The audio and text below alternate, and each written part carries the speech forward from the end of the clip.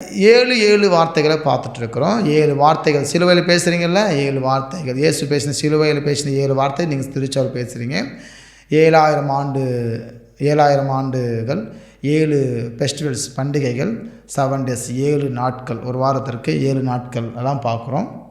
இங்கே தொடர்ந்து பார்க்கும்போது வேதம் இதுதான் ஃபுல்லாக இருக்குது. நம்ம ஒரு கொஞ்சம் பார்க்கலாம், ஓகேங்களா?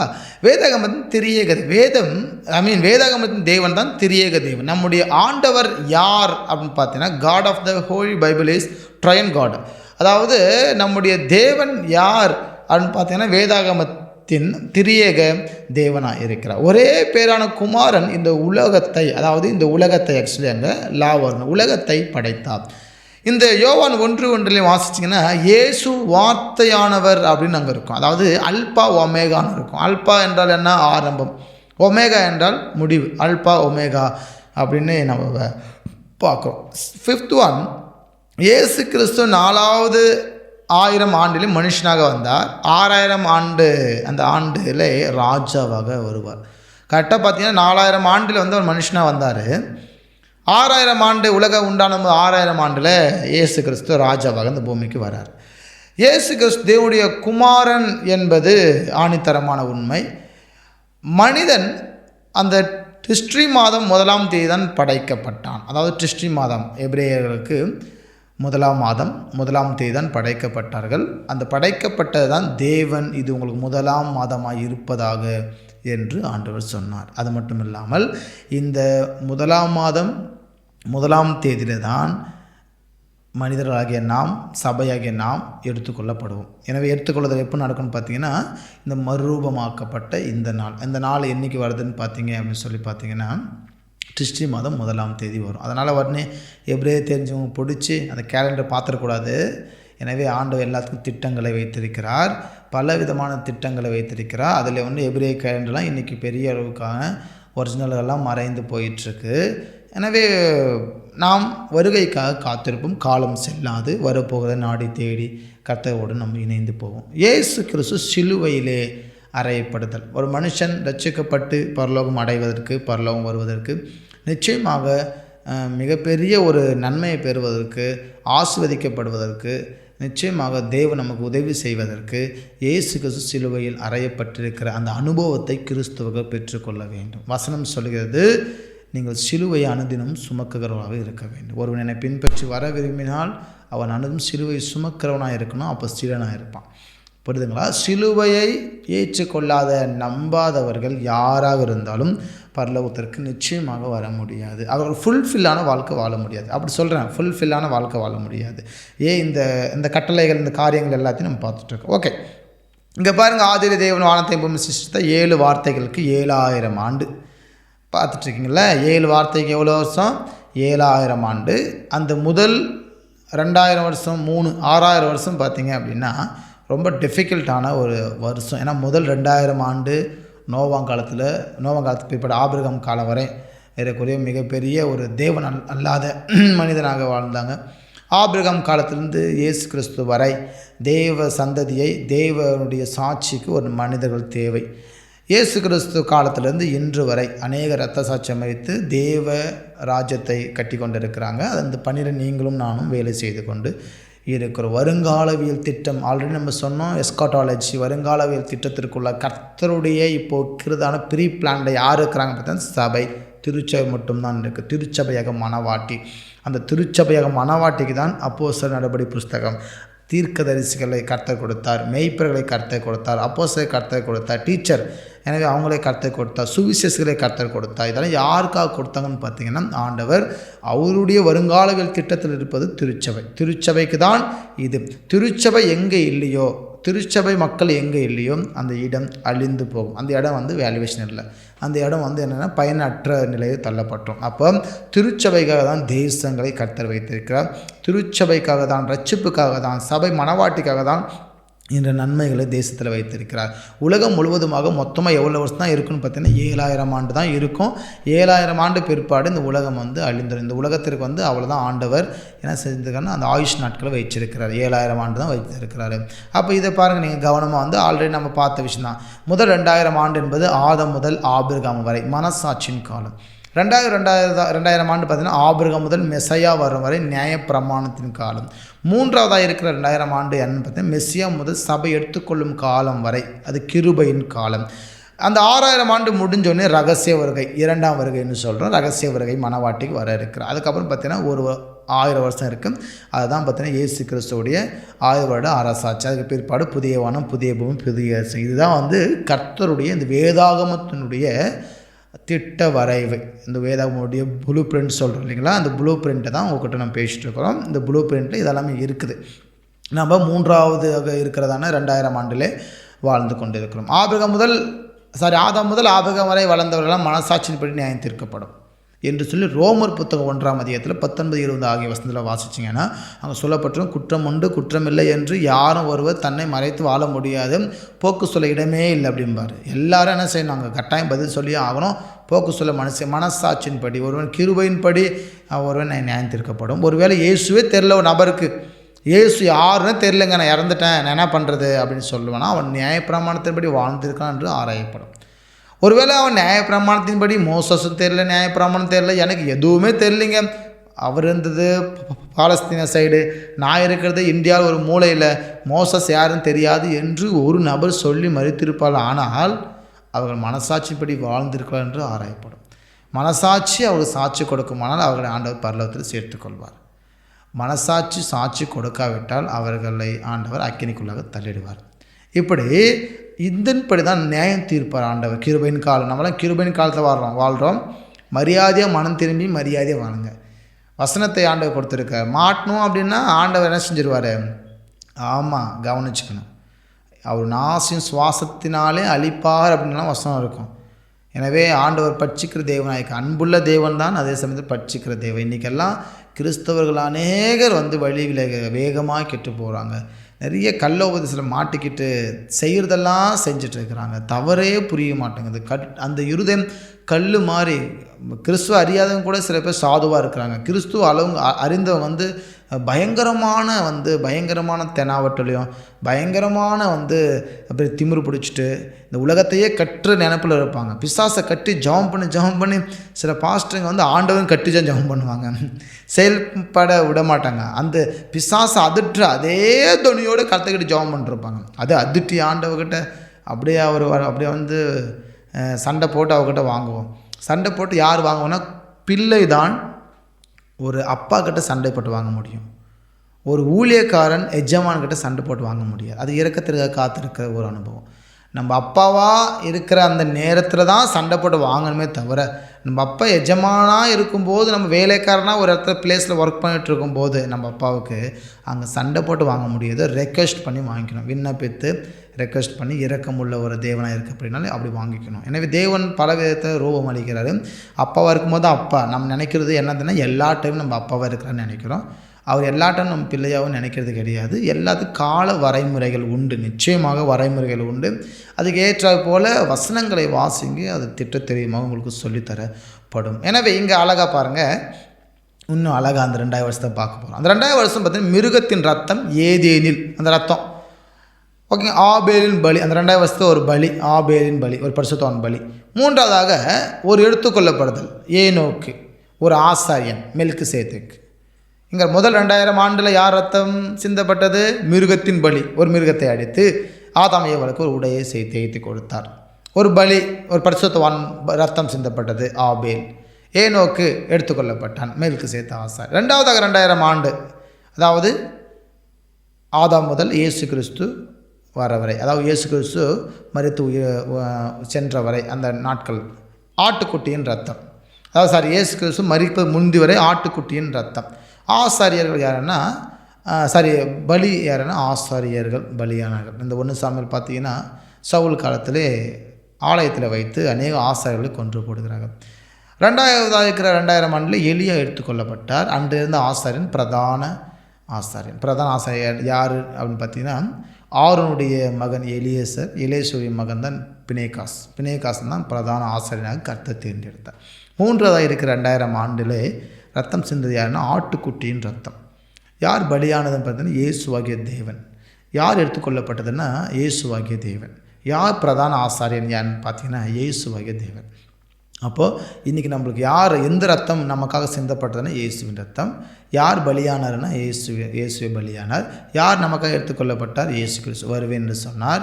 யார் ஆசாரியன் என்றால் அந்த தெய்வமாகிய பிரதான ஆசாரியன் தான் இயேசு கிறிஸ்துவாகிய தெய்வம் தான் நமக்கு பிரதான ஆசாரியர். ஒவ்வொரு 2000 ஆண்டு இன்னும் சுருக்கி பார்க்க போகிறோம். இப்போ முதல் 2000 ஆண்டு. 2000 ஆண்டு எந்த காலம்? ஆதாம் முதல் ஆபிரகாம் வரை. எந்த பிரமாணம்னா மனசாட்சியின் பிரமாணம் கொடுக்கப்பட்டது. என்ன பலி? மிருகத்தின் பலி. ஏதேனும் மிருகத்தின் பலி. யார் ஆசாரியன்? மெல்கிசேதேக்கு தான் ஆசாரியன். எந்த நாமம் கொடுக்கப்பட்டது? எல் எலியோன் என்ற நாமம் கொடுக்கப்பட்டு மக்கள் கர்த்தரை ஆராதனை செய்தார்கள். இரத்த சாட்சி யாருன்னா ஆபேல். எடுத்துக்கொள்ளப்பட்டது யாருன்னா ஏனோக்கு. இப்போ முதல் நியாயத்தீர்ப்பு பேர் பெருவெள்ளம் வந்து உலகத்தை நாசனம் செய்தது. மாத்திரம் தப்பித்தார். ரெண்டாவது ஒரு நியாயத்தீர்ப்பு நடந்தது சோதம் குமர பட்டணத்தில். ஒன்றும் இல்லை, அன்றைக்கி இருந்த மிகப்பெரிய ஒரு வல்லரசு நாடு, வேறு லெவல் வல்லரசு நாடு அது. அன்று அந்த சோதம் குமர நாட்டை ஆண்டவர் அளித்தார். ரெண்டாவதாக இருக்க 2000 ஆண்டு அது பார்த்தீங்கன்னா காலம் ஆதாமிலிருந்து ஆபிரகாம் வரை. எந்த பிரமாணம்? மனசாட்சி. எந்த பிரமாணம்? முதல் 2000 வருஷத்தையும் போட்டிருக்கோம் இல்லைங்களாங்க. ஓகே. ரெண்டாவதாக இருக்க 2000 ஆண்டு பார்த்தீங்கன்னா ஆபிரகாம் முதல் இயேசு வரை. எந்த பிரமாணம் அப்படின்னு பார்த்தீங்கன்னா நியாயப்பிரமாணம் தான் கொடுக்கப்பட்டது. யார் பலின்னா ஆட்டுக்குட்டியின் ரத்தம் வந்து அன்றைக்கி சர்வாங்க தகன பலி, பாவ நிவாரண பலியெல்லாம் இடப்பட்ட பலி. ஆட்டுக்குட்டியின் பலி. ஆசாரியன் ஆரோனின் பலி.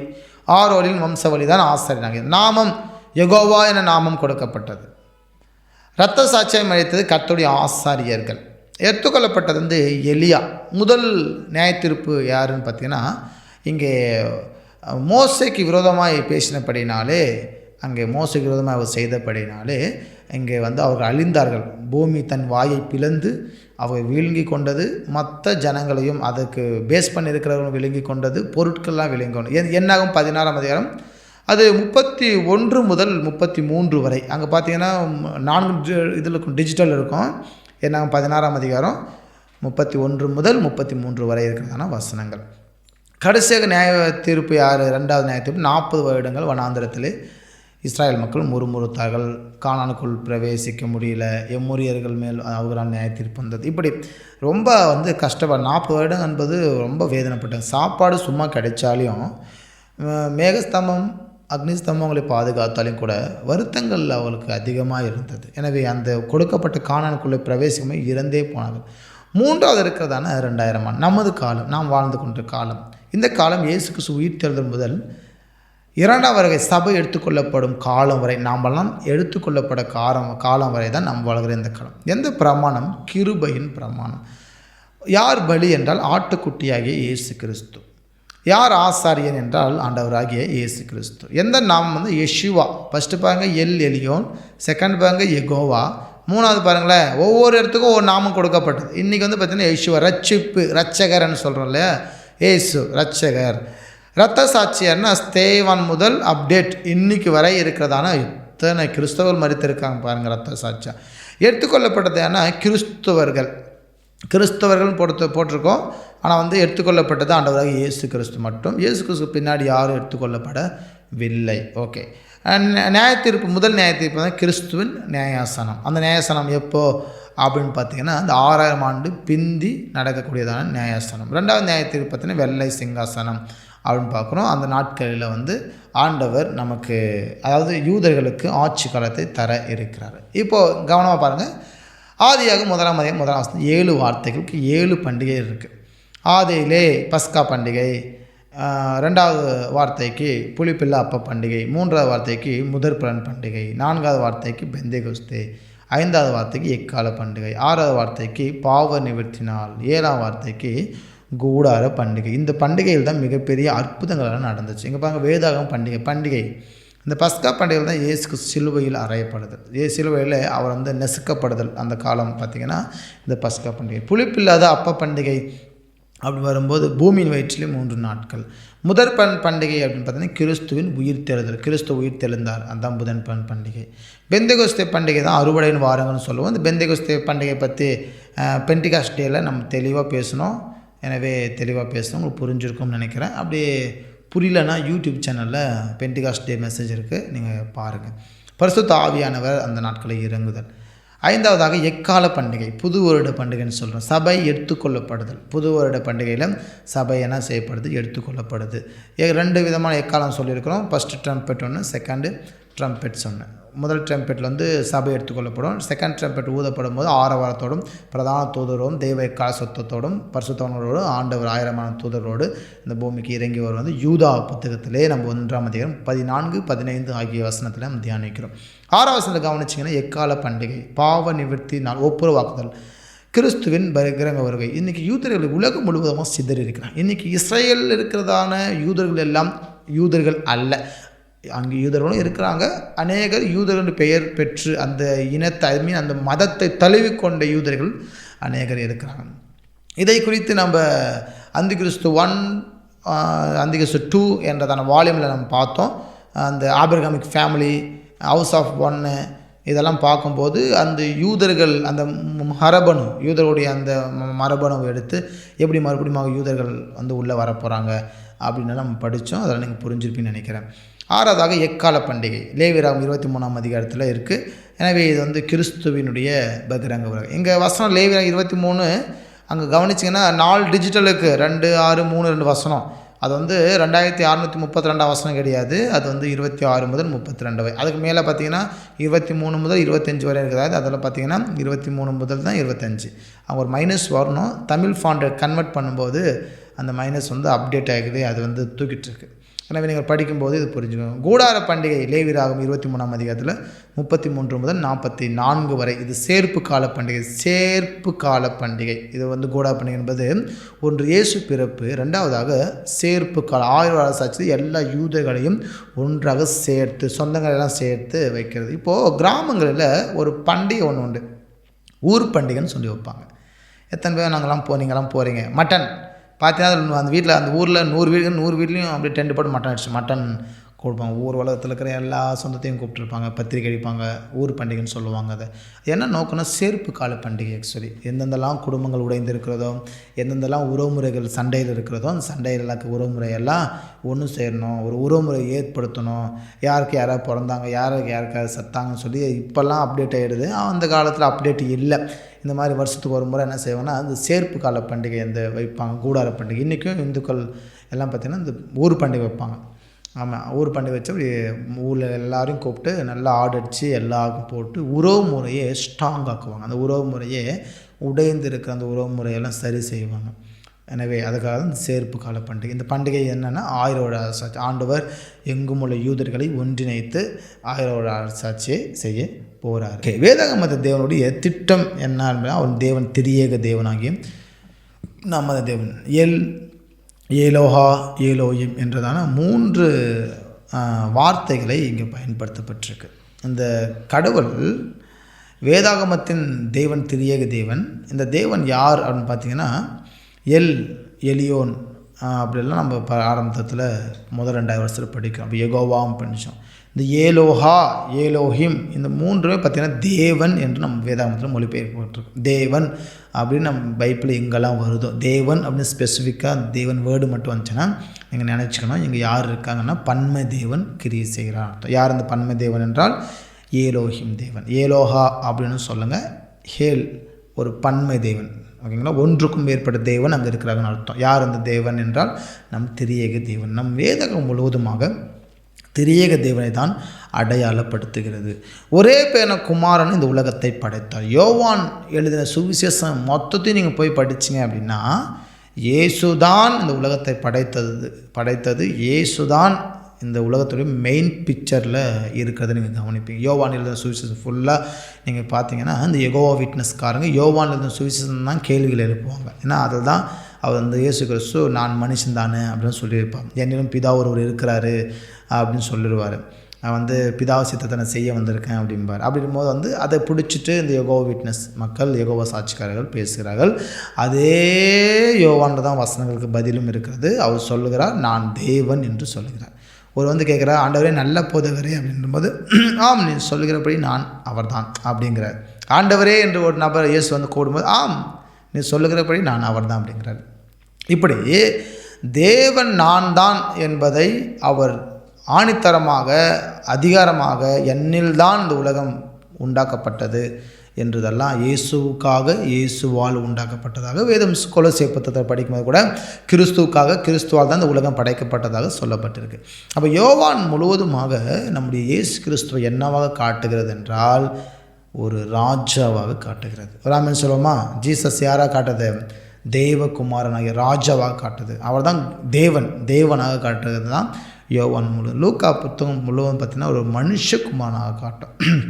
அவர் தான் மனுஷகுமாரன் அப்படின்னு காட்டும். யோவான் ஃபுல்லாக பார்த்திங்கன்னா அவர் தேவன் ராஜகுமாரனாக காட்டும், தேவகுமாரனாக காட்டும். ஓகே, இங்கே பார்க்கும்போது அந்த 2 எழுத்து, அந்த ஆதியிலே தேவன் இந்த பூமி வானத்தையும் படைச்சான வசனம் இருக்குல்ல, அதில் 2 எழுத்து விடப்பட்டிருக்கும் 2 இடத்துல.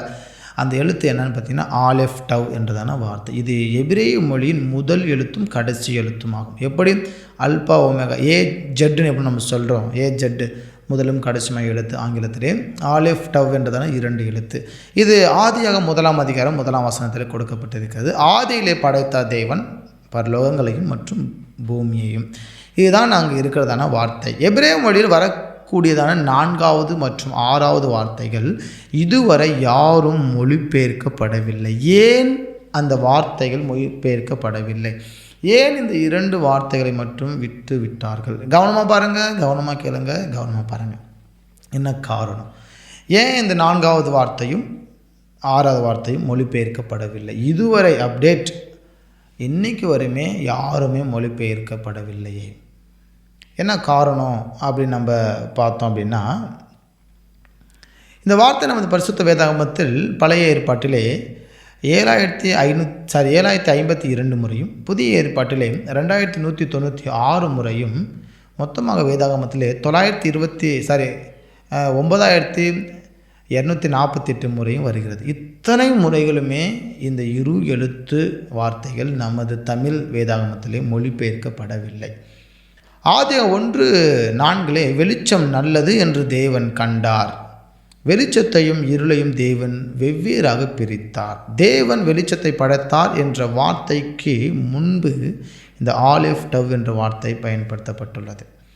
எனவே தேவன் வெளிச்சத்தை படைத்தார் என்ற வார்த்தைக்கு முன்பு இந்த ஆலிவ் டவ் என்ற வார்த்தை பயன்படுத்தப்பட்டிருக்கு. அப்படின்னா என்னென்னா, ஆலிவ் டவ் என்ற 2 வார்த்தை முதலும் கடைசியுமாக வார்த்தை பயன்படுத்தப்பட்டு இப்படி வாசிக்கலாம். இப்போ ஆதியிலே படைத்த தேவன் டேஸ் வானங்களையும் மற்றும் டேஸ் பூமியையும். இப்படி தான் எபிரேய மொழிபெயர்ப்பிலே அந்த 1ஆம் அதிகாரம் 1ஆம் வசனம் மொழிபெயர்க்கப்பட்டிருக்கு. 7 வார்த்தைகள், 7000 ஆண்டு தான் அந்த பூமி இருக்கும். இந்த 7 வார்த்தையில் பன்மை தேவன் அப்படின்னு இருக்கும் பாருங்க. பன்மை தேவன் இருக்குது. பன்மை தேவன்னா யார்? நம்முடைய பிதாவாகிய தேவன், குமாரனாகிய தேவன், பரிசுத்த ஆவியாகிய தேவன். இந்த தேவன் தான் வானங்களையும் மற்றும் இயேசுவா, அதாவது இந்த ஆலிவ் டவ்வால் பூமியையும் அப்படின்னு இருக்கும். புரியுதுங்களா பேசுறது? ஆதியிலே படைத்த தேவன் ஆலிவ் டவ்வால் வானங்களையும் மற்றும் ஆலிவ் டவ்வால் பூமியையும். அப்போ அந்த ஆலிவ் டவ் என்றால் என்ன? இங்கே பாருங்கள், ஆலிவ் டவ் அப்படின்னு 2மே வரணும். இங்கே ஆலிவ் டவ் என்று வரவேண்டிய இந்த இடத்துல 4வது 1000 ஆண்டில் தான் இயேசு கிறிஸ்து மனிதனாக வந்தார். அந்த ஆலிவ் டவ் யாருன்னு பார்த்தீங்கன்னா நம்முடைய ஆண்டவராக இயேசு கிறிஸ்து. ஏன் இயேசு கிறிஸ்துன்னு பார்த்தீங்கன்னா அவர் தான் ஆரம்பமும் முடிவும், அவர் தான் அல்பா ஒமேகா அப்படின்னு நம்ம படிச்சிருப்போம். முந்தினவரும் பிந்தினவருமாகி உயிருள்ளவருமாக இருக்கிறவர் அப்படின்னு நம்ம வெளிப்படுத்தல் விசேஷத்தில் 3வது அத்தியாயத்தில் நம்ம வாசிச்சிருப்போம். அப்போ 4வது 1000 ஆண்டு அந்த இடத்துல வரவேண்டிய 4வது எழுத்து ஆலிவ் டவ் மறைக்கப்பட்டது. 6th ஒன் 6வதாக வரவேண்டிய ராஜாவாக வரவேண்டிய அந்த ஆலிவ் டவ் ஆகிய கிறிஸ்துவை மறைக்கப்பட்டது. இதெல்லாம் யார் வேலை மாதிரி தெரியுது உங்களுக்கு? எனவே யார் வேலை மாதிரி தெரியுது இதெல்லாம் உங்களுக்கு? எனவே பிசாசானவன் என்ன செஞ்சுருக்கான்? அழகான வேலை செஞ்சுருக்கிறான். இயேசு கிறிஸ்துவ மறுதளிச்சுட்டு வாழ வைக்கிறது தான் பிசாசன் முதல் நோக்கம். அதனால தான் பார்த்தீங்கன்னா இந்த உலகத்தில் பிசாசானவன் வேகமாய் மனுஷர்களை கெடுத்து, வேகமாய் மனிதர்களை ஏமாற்றி கொண்டு, வேகமாய் மனிதர்களை அவன் என்ன செய்கிறான்னா நாசனம் செய்து கொண்டிருக்கிறான். ஆலிவ் டவ் என்றதான அந்த 2 வார்த்தைகளை என்ன செய்கிறான் அப்படின்னா பிசாசம் மறைத்து நமக்கு உண்மையுள்ள தெய்வத்தை நாம் ஆராதிக்க முடியாத அளவுக்கு அவன் என்ன செய்யறான்? தடை செய்து வைத்து கொண்டிருக்கிறான். ராமன் சொல்லுவோமா? அப்போ ஏன் 4வது எழுத்து ஆலிவ் டவும் 6வது எழுத்து ஆலிவ் டவும் அந்த தெய்வத்தை குறிப்பிடவில்லை என்றால் 2 இடத்துலையும் இயேசுவின் முதல் வருகையும் மனுஷன் கண்டுபிடிக்கக்கூடாது, 2வது வருகையும் கண்டுபிடிக்கக்கூடாது என்பது பிசாசுவின் மிகப்பெரிய ஒரு பயங்கரமான ஒரு தந்திரம். ஆனாலும் அவன் 1000 திட்டங்களை வைத்தாலும் நம்முடைய ஆண்டவராக இயேசு கிறிஸ்து தமக்கு சித்தமான உங்களுக்கும் எனக்கும் இந்த மிஸ்ட்ரிஸ் மர்மங்களை வெளிப்படுத்தியிருக்கிறார். ஆமென். இந்த சீக்ரெட் மறைப்பொருளை வெளிப்படுத்தினபடினாலே அவருக்கு கோடான ஸ்தோத்திரம் உண்டாயிருக்கட்டும். ஒரு ஆமென் சொல்லுவோமா? அப்போ 4வதாகவும் 6வதாகவும் வர வேண்டிய இந்த ஆலிவ் டவ் என்ற வார்த்தை, இயேசுவாகிய வார்த்தையை மறைக்கப்பட்ட அநேக மொழி வேதாகமங்கள் ஆனாலும் தெய்வம் நமக்கு உதவி செய்யும். இந்த ஆலிவ் டவ் என்றால் என்னென்னா தலைவர் சிலுவையில் என்று அர்த்தம். இந்த ஆலிவ் டவ் என்றால் என்னென்னா தலைவர் சிலுவையிலே என்று அர்த்தம். இந்த ஆலிவ் டவ் அல்பா ஒமேகா என்றால் என்ன? தலைவர் சிலுவையில். எந்த தலைவர் சிலுவையிலே? நம்முடைய ஆண்டவராக இயேசு கிறிஸ்து சிலுவையிலே அறையப்பட்டார். சிலுவையில் அறையப்பட்டு என்ன செய்தார்? அநேகருக்கு பாவமன்னிப்பு நிச்சயத்தை கொடுத்தார். அப்புறம் பார்ப்போம் அப்படின்னா, உலகம் தோன்றும் முதல் அடிக்கப்பட்ட ஆட்டுக்குட்டியினுடைய ஜீவ புத்தகத்தில் பேர் எழுதப்பட்டு இராத பூமியின் குடிகள் யாவும் அதை வணங்குவார்கள் அப்படின்னு ஒரு வசனம் இருக்கும். உலகம் தோன்றும் முதல் அடிக்கப்பட்ட ஆட்டுக்குட்டியினுடைய ஜீவ புத்தகம். எனவே இவர் யாருன்னு பார்த்தீங்கன்னா, உலகம் தோன்றுவதற்கு முந்தி அடிக்கப்பட்டவராக இந்த இடத்துல ரெஃபரன்ஸ் ஒன்று வெளிப்படுத்தல் 13:8 வாசிக்கிறோம். அநேகர் சொல்கிறது உண்டு, இயேசு கிறிஸ்து இந்த உலகத்தை படைத்தார், தெய்வம் மனுஷனை படைத்தார். மனுஷன் பாவம் செய்யும்போது அவன் பாவம் செய்வான்னு தெரியும் இல்லை, அப்போ எதுக்கு மனுஷனை படைக்கணும்? மனிதனை படைச்சதுக்கப்புறம் எதுக்கு நன்மை தீமை அறியத்தக்க விருட்சத்தின் கனியை எதுக்கு படைக்கணும்? அது என்ன காரணம், என்ன திட்டம் அப்படின்னு அநேகர் இந்த காலகட்டத்திலே இன்றைக்கி கேள்விகள் கேட்குறாங்க. ஓகேங்களா? அரைகுறை அறிவு ஆபத்து. எப்பவுமே அரைகுறை பைபிள் படித்து அரைகுறை ஏதோ மெசேஜ் கேட்டு அரைகுறை பைபிள் தூக்கி ஊழியம் பண்ணணும்னு நினச்சி அரைகுறையாக ஏதாவது செஞ்சிட்டிங்கன்னா அரைகுறை அறிவு எப்பவுமே ஆபத்தை விளைவிக்கும். எனவே திட்ட தெளிவுமாக இருக்கணும். வேதாகம் என்பது ஃபுல்ஃபில்லான ஒரு நோட், ஒரு புக்கு. ஓகேங்களா? ஒரு ஃபுல்ஃபில்லான ஒன்று, பூரணத்துவமான ஒரு தேவன். நம்ம ஆறதுக்கு தேவன் யாருன்னா பிசுறு இல்லாதவர், எங்கேயுமே வச்சம் இல்லைன்னு சொல்லுவாங்கள்ல, அந்த மாதிரி நம்ம தேவன் யாருன்னு பார்த்தீங்கன்னா ஃபுல்ஃபில்லானது பூரணத்துவ தெய்வத்தை தான் நம்ம ஆராதிக்கிறோம். அதுதான் திரியேக தேவன், திருத்துவம். அந்த ட்ரையான் காடை தான் நம்ம என்ன செய்ய இருக்கிறோன்னா வணங்கி கொண்டிருக்கோம். அந்த ட்ரையான் காடை வணங்குறபடினாலே வேதத்தில் இருக்கிற எல்லா எழுத்தும் கண்மூடித்தனமாக நம்புவதற்கு நீங்கள் என்ன செய்ய ஒப்பு தரணும். வேதத்தில் இருக்கிற ஆம்பா நீ சொன்னாலே அந்த தப்பு ஒதுங்கி போயிட்டே இருங்க. வசனத்தில் இருக்கிறத பூரணமாக நம்புங்க. வேதம் என்பது குறைவற்றதும் ஆத்துமாவை உயிர்ப்பிக்கிறதுமாக இருக்கிறது என்று வேதம் சொல்கிறது. 19ஆம் சங்கீதத்தில் வாசிக்கிறோம் 10 தேனிலும் தேன் கூட்டிலிருந்து ஒழுகும் தெரிதலிலும் அந்த வார்த்தையானது மதுரமானது. புரியுது நான் சொல்கிறது? தேன் கூட்டிலிருந்து ஒழுகும் பார்த்தீங்களா, அந்த துளி அது ரொம்ப டேஸ்டான துளி. உள்ளே இருக்கிறத விட இது ரொம்ப பழுத்த பழம் கீழே எவ்வளோ டேஸ்ட் இருக்கும். பழுத்த மாம்பழம் மரத்தில் இருந்து எடுத்து பழுக்க வைக்கிறத விட மரத்துலேயே பழுத்து உதிர்ற டைமில் நம்ம பறித்து சாப்பிட்டா அது எப்படி டேஸ்ட் இருக்கும். அது மாதிரி வசனமானது, ஓகேங்களா? வேத வசனமானது ரொம்ப ஒரு அற்புதமான ஒன்று. ஓகே, இந்த வசனத்தை நான் உங்களுக்கு விளக்கம் கொடுக்குறேன். ஏன் ஆண்டவர் ஒரு வேளை ஆதாம் ஏவாள் தப்பு பண்ணிடுவாங்க தெரிஞ்சோம், இல்லைன்னா அந்த பழத்தை ஏன் உண்டாக்கணும் அப்படின்னு கேள்விகள் நமக்கும் ஒரு பக்கம் இருக்கலாம். ஒரு வேளை அதை அழிச்சிருக்கலாம்ல அப்படின்னு சொல்லிட்டு. எக்ஸாம்பிள், ஒரு நபர் பிஸ்னஸ் பண்ணுறாங்க. நான் ஒரு பிஸ்னஸ் பண்ணுறேன். என் கையில் பார்த்திங்கன்னா ஒரு 5 லட்ச ரூபா காசு இருக்குது. அந்த பணத்தை வச்சு நான் பிஸ்னஸ் பண்ண போகிறேன். இப்போது அந்த பிஸ்னஸ் எனக்கு நல்லா சக்ஸஸ் ஆகிடும் அப்படின்றதான ஒரு நம்பிக்கை இருக்குது. எனக்கு குடும்பம் இருக்குது, பிள்ளைகள் இருக்காங்க, பிள்ளைகள் படிப்பு செலவு இருக்குது, வீட்டு வாடகை இருக்குது, கரண்ட்டு, வாட்டர் போன்ற ட்ராவல் எல்லாமே செலவு இருக்குது. இப்போ 5 லட்ச ரூபா வீட்டில் இருக்க நகையெல்லாம் கொண்டு போய் வச்சு கடனை வாங்கி விற்கிறோம். இப்போது பிஸ்னஸ் பண்ணக்கூடியவங்களுக்கு ஒரு மனசு இருக்கும். என்ன தான் எப்படிப்பட்ட ஒரு 100 ரூபா இன்வெஸ்ட்மெண்ட் பண்ணாலும் சரி, அது லட்ச ரூபாய் இன்வெஸ்ட் பண்ணாலும் ஒரு மனசு இருக்கும். ஒரு லாஸ் ஆகிட்டா என்ன செய்ய அப்படின்ற அடுத்த கேள்வி நிச்சயமாக எழும்பினால்தான் அவங்க பிஸ்னஸ் பண்ணுறதுக்கு தகுதியானவங்க. அந்த கேள்வி எழும்பவே இல்லை எனக்கு அப்படின்னா நீங்கள் 100% பிஸ்னஸில் மேக்ஸிமம் தோற்றுருவீங்க. நான் லாஸ் ஆகிட்டா என்ன வழி, நெக்ஸ்ட் என்ன அப்படின்ற ஒரு கேள்வி எழும்பி அதன் வழியாக பிஸ்னஸ் பண்ணால் தான் சரியாக இருக்கும். ஒரு நபர் பிஸ்னஸ் அப்படி பண்ணும்போது அந்த 5 lakhs போடுறேன்னா, ரெண்டாவதாக அது லாஸ் ஆகிட்ட என்ன வழிமுறை என்பதையும் நான் அறிந்து கொள்வேன். இப்போ எக்ஸாம்பிள், 5 லட்ச ரூபாய்க்கு ஒரு லாரி வாங்குறேன்னு வச்சுக்கோங்களேன். ஒரு லாரி வாங்குகிறேன். ஏன்னா நான் லாரி வண்டி வச்சுக்கிறேன், நான் வண்டியை சொல்கிறேன். 5 லட்ச ரூபாய்க்கு லாரி வாங்கினேன். வீட்டில் இருக்கிற கடன் எல்லா காசெல்லாம் என்ன பண்ணுறேன் போட்டு வாங்கிட்டேன். இப்போது ஃபுல் அமௌண்ட் போட்டு எடுத்தாச்சு. இப்போ எடுத்து எனக்கு சுத்தமாக பிஸ்னஸ் ஆகலை அப்படிங்கும்போது என்னுடைய மனநிலை எப்படி இருக்கும் ஸ்டார்டிங்லன்னா, 5 லட்சம் முதலீடு. ஆக்சுவலி அந்த 5 லட்ச ரூபா நான் வண்டி விற்றா அட்லீஸ்ட் ஒரு 4 லட்ச ரூபா வரும், இல்லை ஒரு 3 லட்ச ரூபாவது காசு வரும். அப்படி இருக்கும்போது கடன் தீர்த்திப்போம் அப்படின்ற ஒரு நோக்கத்தில் என்ன செய்கிறேன்னா, 5 லட்ச ரூபா கடன் பட்டு லாரி எடுத்து ஒருவேளை பிஸ்னஸ் ஆகலைனாலையும் இன்னொரு ட்ராக், அதாவது பிஸ்னஸ் ஆகலைன்றது அடுத்த ஒரு ட்ராக், நான் அதை கடனை அடைச்சிக்கணும். ஆண்டவர் மனிதனை உண்டாக்கி மனிதனை வைக்கும்போது அவன் நன்மை தீமை அறியத்தக்க விருட்சத்தின் கனியையும் உருவாக்க காரணம் என்னென்னா, ஒரு வேளை அவன் விழுந்து போனால் இந்த ப்ளூ பிரிண்ட்டு, அவன் விழுந்து போகலைன்னா இந்த ப்ளூ பிரிண்ட்டு. அவன் விழுந்து போகலன்னா தேவனோடு இந்த உலகத்தை ஆளுகை செய்து, தேவனோட பேசி சந்ததியை பெற்றெடுத்து இந்த உலகத்தை ஆளுகை செய்து வேறு லெவல் வாழலாம், தெய்வ தூதருக்கு ஈக்குவலாக எல்லாத்துலையும் இருக்கலாம். நான் இன்னொன்று ஆசீர்வதிக்க போகிறேன். இதுதான் கர்த்தருடைய ஆப்ஷன் 1. ஆனால் ஆப்ஷன் 1 இவன் மிஸ் பண்ணிட்டான். ஆப்ஷன் 2ன்னு இருக்கும்ல, அந்த ஆப்ஷன் 2 தான் அப்டேட்டில் நடக்கிறதான காரியம். ப்ளூ பிரிண்ட் செகண்ட் ஒன் தான், செகண்ட் ஒன்னுடைய ப்ளூ பிரிண்ட் தான் பயன்படுத்தி கொண்டு இருக்கிறோம் இன்றைக்கி. எனவே முதல் ஆப்ஷனை நம்முடைய முற்பிதாவாகிய ஆதாமும் ஏவாளும் இழந்தபடினாலே அந்த ப்ளூ பிரிண்ட்டை இன்றைக்கி மனு கொடுத்துருக்க ஆண்டவர் தராமல் வாங்கி வச்சுக்கிட்டார்.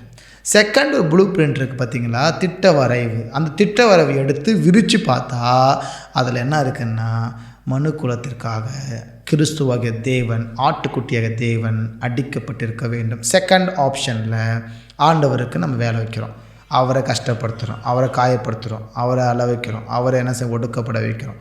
இப்படி செகண்ட் ப்ளூ பிரிண்ட்டு தான் நம்ம கையில் இருக்கிறதான வேத புத்தகம். முதல் ப்ளூ பிரிண்ட்டை மனிதனாகிய ஆதாமும் ஏவாளும் அந்த ஆப்ஷனை அவங்களை சூஸ் பண்ணும்படி சுயாதீன சுயசித்தத்தை மனுஷருக்கு கர்த்தர் கொடுத்த அப்படின்னாலும் அந்த செகண்ட் ஆப்ஷனை இவங்களுக்கு தேர்ந்தெடுக்கிறாங்க. முதல் ஆப்ஷனை அவங்க டிக் பண்ணாமல் செகண்ட் ஆப்ஷன் டிக் பண்ண அப்படின்னாலே அந்த செகண்ட் ஆப்ஷனுடைய ப்ளூ பிரிண்ட் தான் நானும் வைத்திருக்க வேத புத்தகம். மனுஷனுடைய தன்மைகள், இந்த இயேசு எல்லாமே பார்த்திங்கன்னா செகண்ட் ஆப்ஷனுடைய அந்த ப்ளூ பிரிண்ட் தான் நம்ம பயன்படுத்திட்டு. எனவே ஒரே பேரான குமாரன், அதாவது ஒரே பேரான குமாரன் பிதாவிலிருந்து வந்தவர் அப்படின்றது தான் ஆணித்தரமாக வேதம் பதிவு செய்கிற ஒன்று. புதிய ஏற்பாட்டிலேருந்து பழைய ஏற்பாடு வரை இயேசு மாத்திரம் மறுதலிக்க வைக்கிறது தான் சைத்தான் அந்த நபருடைய வேலை. சைத்தான் வேலை என்னென்னா, இயேசுவை மறுதலிக்க வைக்கணும், ட்ரினிட்டி இல்லைன்னு வைக்கணும். இந்த 2 நோக்கம் தான் கிறிஸ்துவங்களும் பரப்பிட்டுருக்கிறான்.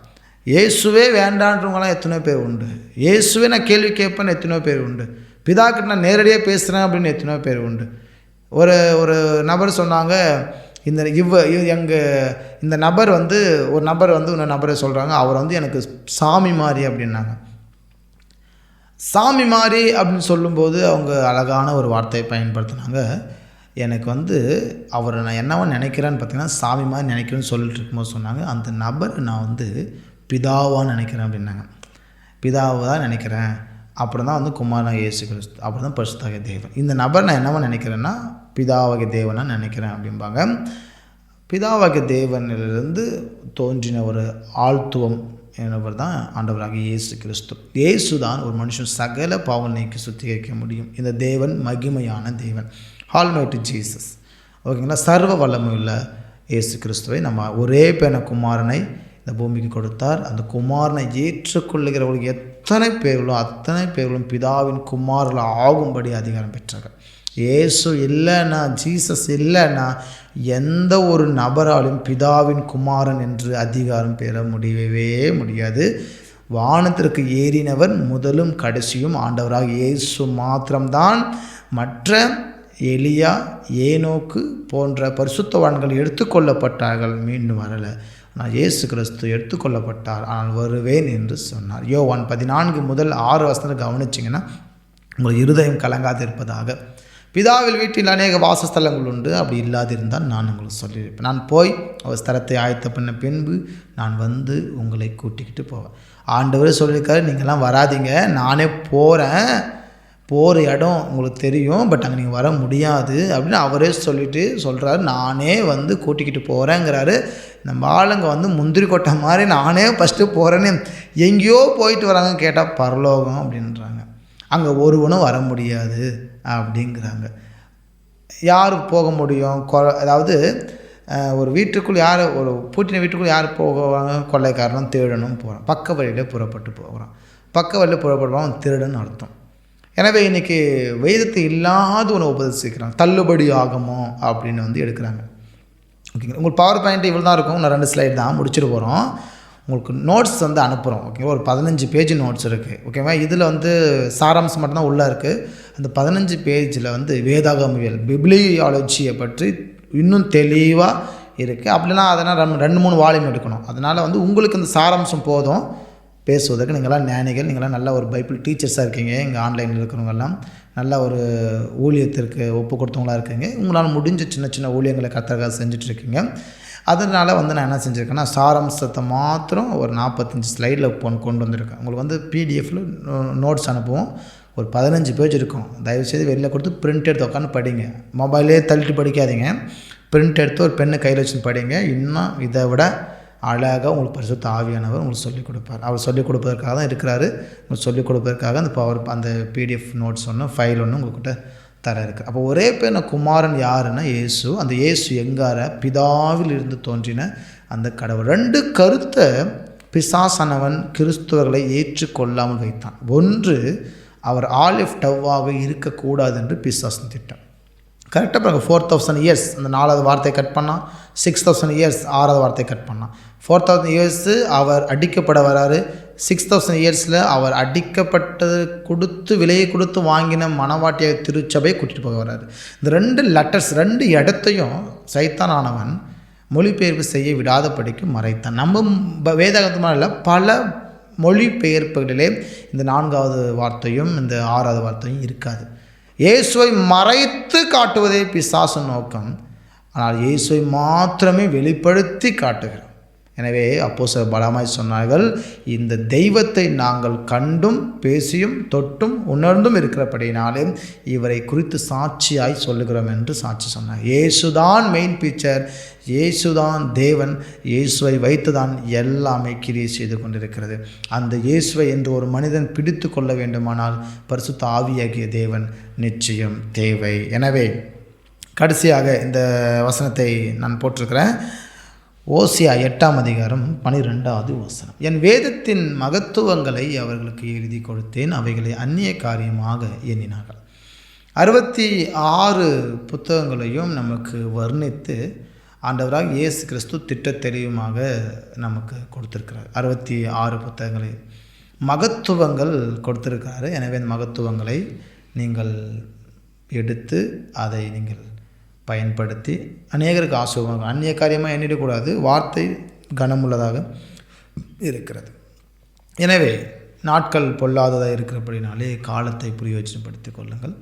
உங்களுக்கு கிடைத்துள்ள ஒவ்வொரு வாய்ப்பையும் நீங்கள் தயவுசெய்து பயன்படுத்தி கொண்டு நீங்கள் இருங்கள். உங்களுக்கு கிடைத்துள்ள பயன்படுத்துங்க, நற்செயலை செய்யுங்க. நம்ம கெட்ட காலத்தில் வாழ்கிறோம். ஓகேங்களா? ரொம்ப ஒரு அற்புதமான ஒரு வசனம்.